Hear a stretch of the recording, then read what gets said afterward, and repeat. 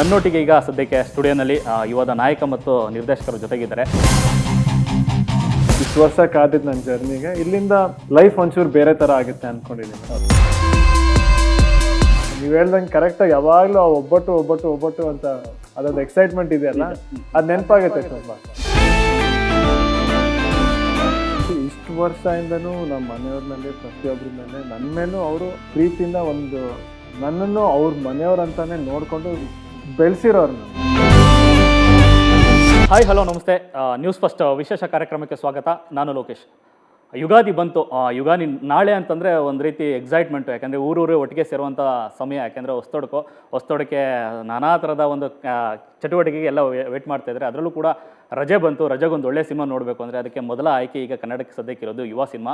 So ನನ್ನೊಟ್ಟಿಗೆ ಈಗ ಸದ್ಯಕ್ಕೆ ಸ್ಟುಡಿಯೋನಲ್ಲಿ ಯುವದ ನಾಯಕ ಮತ್ತು ನಿರ್ದೇಶಕರ ಜೊತೆಗಿದ್ದಾರೆ. ಈ ಯುಗಾದಿಯ ಬಗ್ಗೆ ಒಂದಷ್ಟು ಮಾತಾಡ್ಸೋಣ ಬನ್ನಿ. ಸರ್ ನಮಸ್ತೆ, ಯುವರಿಗೆ ಮತ್ತು ಸಂತೋಷ್ ಅವರಿಗೆ. ಸರ್, ನಿಮ್ಮ ಪಾಲಿಗೆ ಈ ಯುಗಾದಿ ತುಂಬ ದೊಡ್ಡ ಯುಗಾದಿ ಅಂತಲೇ ಹೇಳ್ಬೋದು. ಯುವ ಯುಗಾದಿ ಆ್ಯಕ್ಚುಲಾಗಿ ಒಬ್ಬ ನಟನಾಗಿ ನಿಂತ್ಕೊಳ್ಳುವಂಥ ಮೊದಲ ಹೆಜ್ಜೆ ಇದು ಈ ಸಿನಿಮಾ. ಸೊ ಈ ಎಕ್ಸೈಟ್ಮೆಂಟ್ ಇದೆಯಲ್ಲ, ಮೊದಲ ಸಿನಿಮಾ ಈ ಮಟ್ಟದ ದೊಡ್ಡ ಯಶಸ್ಸನ್ನು ಕಂಡಿದೆ.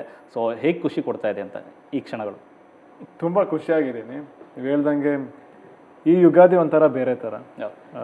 ಪ್ರತಿ ವರ್ಷ ಯುಗಾದಿ ಅಂದರೆ ಒಂದು ಹೊಸ ವರ್ಷ, ಹೊಸ ಕಾರ್ಯಗಳಿಗೆ ಒಂದು ಅಡಿಪಾಯ ಇಡೋ ಮೊದಲನೇ ದಿವಸ ಅನ್ನೋ ಥರ.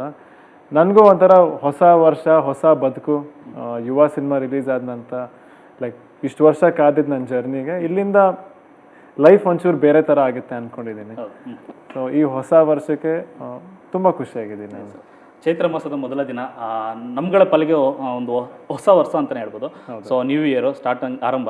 ಈ ಅಣ್ಣವ್ರ ಮನೆಗೂ ಮತ್ತು ಯುಗಾದಿಗೆ ಎಲ್ಲಿಲ್ಲದ ನಂಟು ಅಂತಾರೆ. ಆ್ಯಕ್ಚುಲಾಗಿ ಬಂಗಾರದ ಪಂಜರ ಸಿನಿಮಾದ ಒಂದು ಸೀಕ್ವೆನ್ಸ್ ಇದೆಯಲ್ಲ, ಆ ಒಬ್ಬಟ್ಟದೊಂದು ಸೀನ್ ಇದೆಯಲ್ಲ, ಈಗಲೂ ಕೂಡ ಯಾವುದೇ ಯುಗಾದಿ ಬಂತು ಅಂತಂದ್ರೂ ಜನ ಅದನ್ನು ಸ್ಟೇಟಸ್ ಹಾಕಿದ್ರೆ ಮತ್ತೊಂದು ಮಾಡ್ತಾರೆ. ಮತ್ತು ಮಾದೇವಿಯವರ ಜೊತೆಗಿರೋ ಒಂದೊಂದು ಸೀಕ್ವೆನ್ಸ್ಗಳಾಗಲಿ.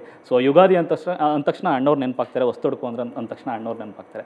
ನಿಮಗೆ ಈ ಯುಗಾದಿ, ಹೊಸ್ತೊಡಕು, ನಾನ್ ವೆಜ್ ಊಟ, ಅಪ್ಪಾಜಿ ಮತ್ತು ಅಣ್ಣವರು ಅಂತಂದು ನೆನಪು ಬಂದರೆ ಯಾವ್ದು ಕ್ಷಣಗಳು ನೆನಪಾಗುತ್ತೆ ಅಂತ? ನೀವು ಹೇಳ್ದಂಗೆ ಒಬ್ಬಟ್ಟು.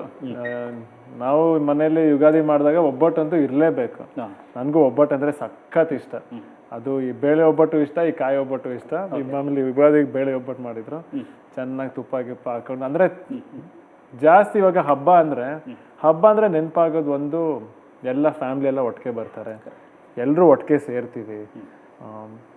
ಎಲ್ಲರೂ ಬೇರೆ ಬೇರೆ ಕೆಲಸ ಇದ್ದಾಗ ಈ ಹಬ್ಬಗಳನ್ನ ಎಲ್ಲರನ್ನೂ ಒಟ್ಟಿಗೆ ಕೂಡಿಸುತ್ತೆ.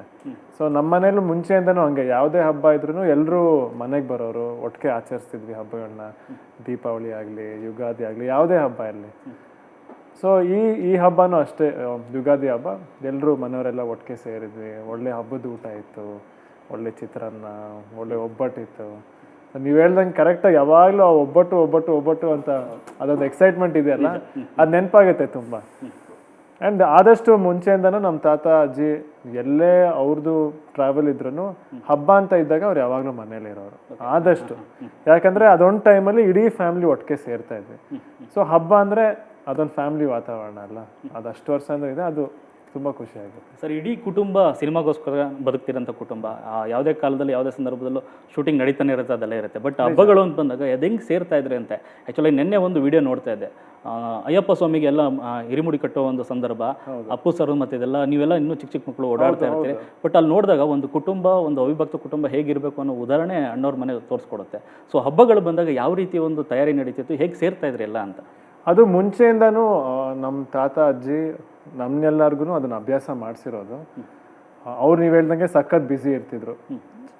ಆ ಕಾರಣಕ್ಕೆ ಅಟ್ಲೀಸ್ಟ್ ಆದಷ್ಟು ಹಬ್ಬಗಳಲ್ಲಿ ಎಲ್ಲ ಫ್ಯಾಮಿಲಿಯವ್ರು ಒಟ್ಟಿಗೆ ಇರಬೇಕು ಅಂತ ಅವ್ರಿಗೆ ಆಸೆ. ಅಂದರೆ ಅವ್ರ ಅಣ್ಣ ತಮ್ಮದಿರ ಮಕ್ಕಳು, ಎಲ್ಲರೂ ಮೊಮ್ಮಕ್ಕಳು, ಅಷ್ಟು ಜನ ಸುಮಾರು ಹಬ್ಬ ಅಂತ ಇದ್ದಾರೆ. ಮಿನಿಮಮ್ ನಮ್ಮ ಮನೇಲಿ ಒಂದು 60 ಜನ, 60-70 ಜನ ಇರೋರು ಮುಂಚೆ. ಇವಾಗ ಅಟ್ಲೀಸ್ಟ್ ಮಿನಿಮಮ್ ಒಂದು 30-40 ಜನ ಅಂತೂ ಇರ್ತೀವಿ ಎಲ್ಲರೂ. ಸೊ ಅದೊಂದು ವಾತಾವರಣ ಮುಂಚೆಯಿಂದ ಅಭ್ಯಾಸ ಬಂದಿದ್ದಲ್ವಾ, ನಮಗೂ ಎಲ್ಲರೂ ಒಟ್ಟಿಗೆ ಸೇರಿದಾಗ ಮಾತಾಡೋಕ್ಕೊಂದು ಅವಕಾಶ ಸಿಗುತ್ತೆ. ಆ್ಯಂಡ್ ಲೈಕ್ ಎಲ್ಲರೂ ನಮ್ಮ ಲೈಫಲ್ಲಿ ಬೇರೆ ಇದ್ದಾಗ ಬೇರೆಯವ್ರ ಲೈಫಲ್ಲಿ ಏನಾಗ್ತಿದೆ ಅಂತಲೇ ಗೊತ್ತಿರಲ್ಲ. ಇವಾಗ ಗೊತ್ತು, ಮೆಸೇಜ್ ಇದೆ, ಫೋನ್ ಇದೆ, ಬಟ್ ಒಟ್ಟಿಗೆ ಸಿಕ್ಕಿ ಒಂದು ಹಬ್ಬ ಆಚರಣೆ ಮಾಡೋದಿದೆಯಲ್ಲ, ಅದ್ರ ಸಂತೋಷನೇ ಬೇರೆ. ನ್ಯೂಸ್ ಫಸ್ಟ್, ನಿರ್ಭೀತಿಯಿಂದ ನಿಮ್ಮ ಪರವಾಗಿ.